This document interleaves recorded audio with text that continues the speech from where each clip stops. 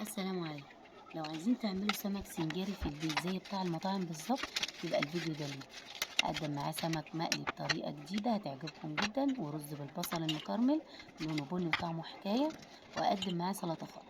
لايك ومتابعة لو أول مرة تدخلوا على القناة، ونسمي الله ونصلي على رسول الله، ونبدأ على طول بالمكونات بتاعتنا والطريقة. أول حاجة هنا معايا سمك بلطي غسلاه كويس وبعدين مصفياه، تقدروا تستعملوا أي نوع سمك عندكم. نيجي بقى للخلطة اللي هنحشي بيها السمك من جوه ومن بره ونتبل بيها السمك.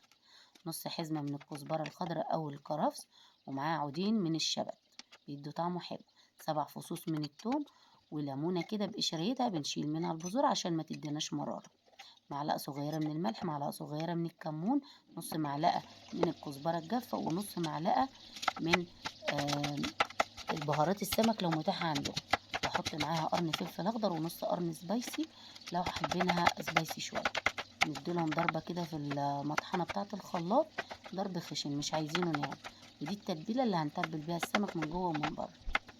الخضار بقى اللي هو هنعمل بيه السمك السنجاري عباره عن بصل وطماطم وفلفل وفصين من الثوم وكزبره خضراء او كرفس حوالي 4 5 عيدان كده، وفصين من الثوم، وقرن فلفل سبايسي لو عايزينها مثلا حراقه شويه. نيجي بقى للسمك. السمك على حسب حجم السمك بنعمل فيه من فتحتين ل3. الفتحات بنفتحها لجوه وبميل علشان الخلطة تثبت فيها وما تقعش وانا بقليها في الزيت.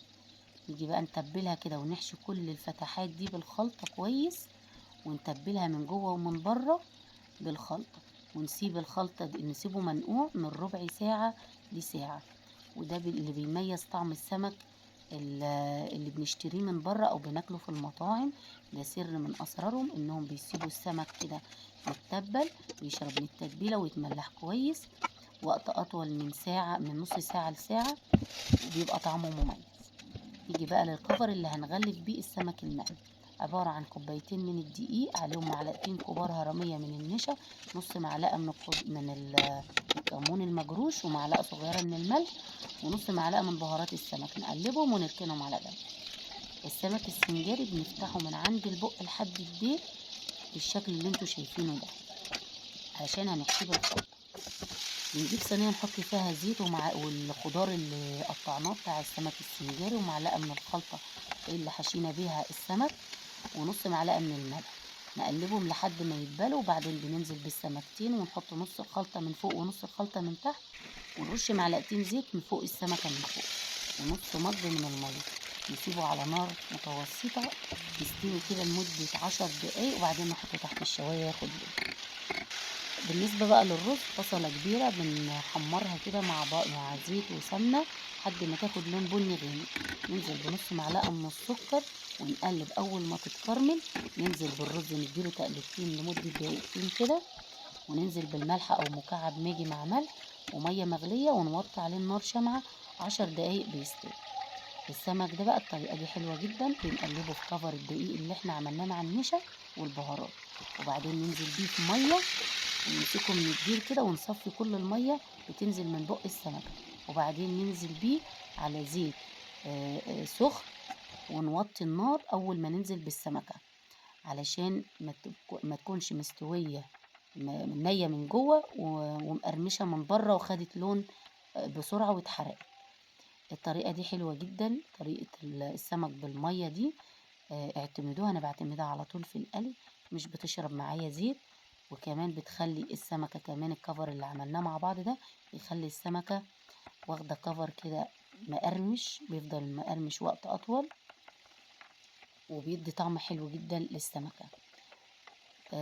السر اللي بيخلي السمكة مستوية من جوه مقرمشة من بره، اننا اول ما الزيت ما بيسخن بنوطي النار وبننزل بالسمكة. بندي لكل سمكة من 4 دقايق ل5 دقايق نار متوسطة، بتاخد لون ذهبي من بره وفي نفس الوقت بتستوي براحتها من جوه. وكمان طريقة المية دي بتخليها ما بتشربش زيت خالص، وفي نفس الوقت ما بتخليش الزيت لآخر سمكة، بتخلي الزيت يفضل نضيف معايا، ما بيغمقش مني ولا بيتحرق. اعتمدوا الطريقة دي هتعجبكم جدا في قلي السمك. نيجي بقى للسلطة بتاعتنا. السلطة الخضرا دي بقى أي خضار عندكم قطعوا، أي خضار حابينه ضيفوه للسلطة. أنا كان عندي خيار وفلفل وطماطم وجرجير وبقدونس وبصل أخضر، كله قطعته، وفلفل وقرن شطة كله قطعته مع بعض مكعبات صغيرة. وطبعا الليمون والخل والمية والكمون، ما بنضيفش الملح إلا لما يكون هنقدم السلطة. حطيت معاها كمان نص معلقة من الخلطة اللي احنا حشينا بيها السمك، اللي فيها الكزبرة والكمون والليمون وكده، بتدي طعم حلو جدا للسلطة. هقدم مع السمك عصير برتقان بالجزر مجمداه في الفريزر. تقدروا طبعا تقدموا معاه عصير ليمون بالنعناع. انا بحب اقدم عصير ليمون بالنعناع مع اكلة السمك، او برتقان بالجزر. زي ما انتوا شايفين جمال الاكل وشكله ما شاء الله طالع تحفة جدا. عايزة اقول لكم ان الاكلة كلها خدت معايا بالظبط ساعة زي ما انتوا شايفين. السمك السنجاري بقى تقدروا تعملوه فويل، انا ما كانش عندي فويل فاستسهلت الموضوع وعملته في صينية وطلع ما شاء الله حكاية. والخلطة تحفة جدا، هتسيبوا السمك وهتاكلوا الخلطة من جمالها.